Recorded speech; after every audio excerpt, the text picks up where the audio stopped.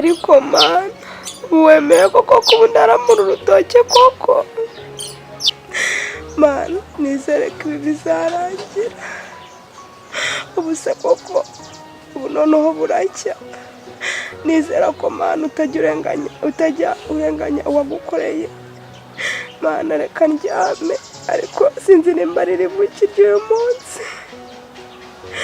ayiwe mana we usibisimba n'ibiri bumfatire mu rutoki koko nizeye ko nagukoreye uzigera wikorera amaboko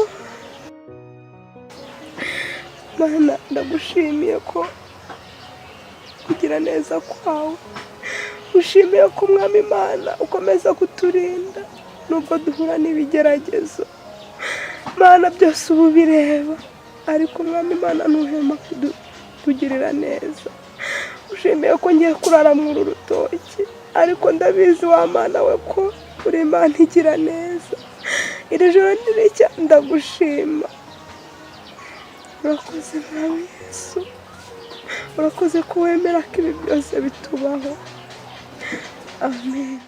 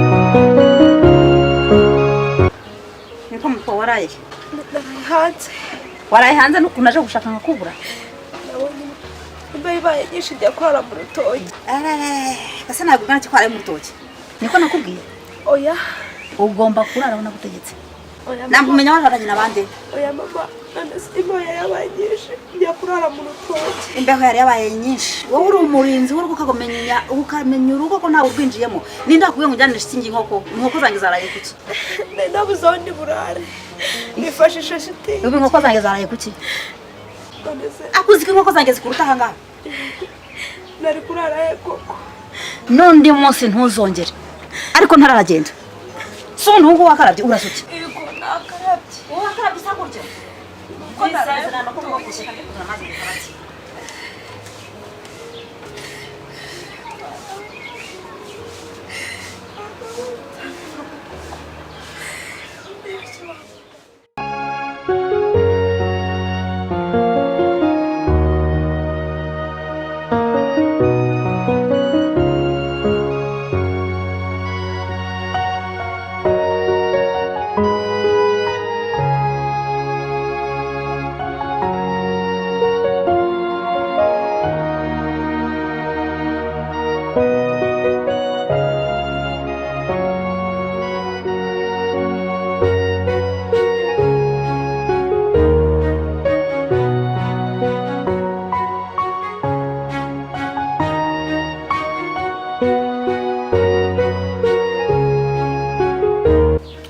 kayitesi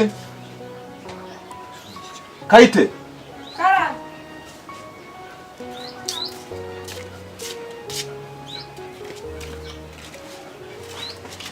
ako munuzu nyogera ubugira ngo unyanduze ntago zibazo biri hanze gusa koko papa mudo aho kugira ngo undeberere nawe ubaye mu bambere kuko kinyagurira koko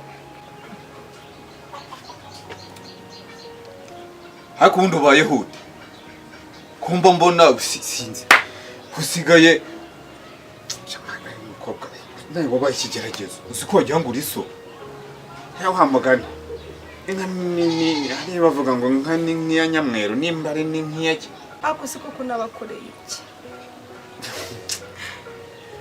iki warangije nkubwire se nanjye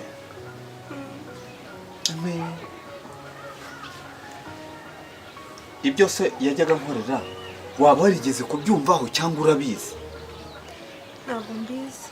Niyo mpamvu nyine ubundi nakabaye iyi minsi ndi hano, ariko reka tubyihorere. Iso ibintu yankoreye cyangwa ibintu yajyaga nkorera wakaba uri kubyishyura ubu ushyiramo imiyaga. Nose ko ibyo byari ibya papa. Papa hari ubu ngubu ko yapfuye nanjye nkaba ari njyewe, ibyo koko nzabizira. Ubone anyite imbwa, ubu simbwa ni igihe yagiye kagusiga. Aho sinzakwita imbwa akazi ko yari papa. Nubwo ngo byitura umwana we koko yagiye ko yabikoraga muri umuna we. Uri masenge arangirira nabi nawe koko. Ntabwo ko nanizeye ko uzamba hafi niba utangiye kunkorera. Nase muragira koko nzagwe he ko ari mwe muryango mfite, ari mwe famiye mbona hafi, muragira nzabigenze koko. Ubwo sonye gasenge vuga urabizi ibyo yamukoreraga. Ariko ibaze kugira ngo umuntu nkanjye anyite imbwa, urumva nawe nzakugira imbwa akazi none uzabibone. Oya umva reka nkubu ubyumve, nzajya nkukubita mwihanangiriza ukubite wicare wanjye geraho. Yakose pamuta nzajya mubitwa buri munsi menwa amazi buri munsi. Ceceka. Ese ubundi ubu woze nakarabye ni wakarabye n'ibijipo ngo ndabisabye. Ese ubundi Keza ndashaka amazi mu kabasi.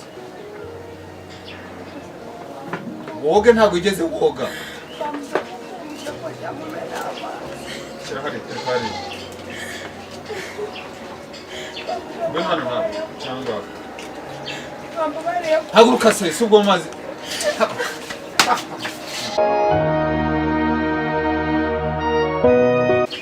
Ese urajya he? Zanira sabuni.